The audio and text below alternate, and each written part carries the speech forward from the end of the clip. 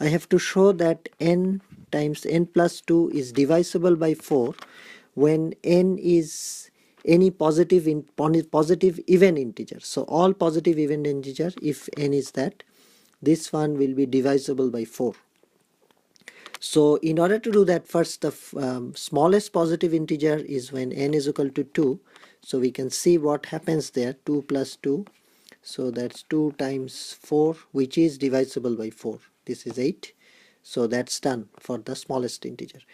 Then since it is an even integer, we can replace n by 2k, and then we can write for when n is equal to 2k, this one is, we can assume that this one, this part when n is equal to 2k, that is k is any positive value but it is even, this one is divisible by 4. We make that assumption. So when we make that assumption, it becomes 2k plus 2, and since it is divisible by 4, let's say 4p, where again p is any positive integer, where and k is also any positive integer, but since it's 2k, it is becoming an even number. So we make that assumption, and then we see what happens when this one is 2k plus 2.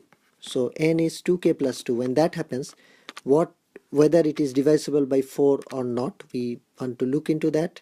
So 2k plus 2, and then this part becomes 2k plus 2 plus 2. So that is when n is equal to 2k plus 2.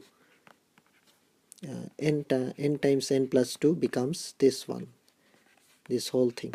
So now first what I will do, I will multiply this one with this one, just leave like that, 2k plus 2, and then this one with this one, so it becomes 2k times 2, 2k times 2 is 4k, and then I multiply this one with the whole thing now, so it becomes 4k plus 4 plus 4, 2 2, so like that. So this one is 2k plus 2, and this one is 8k plus 8.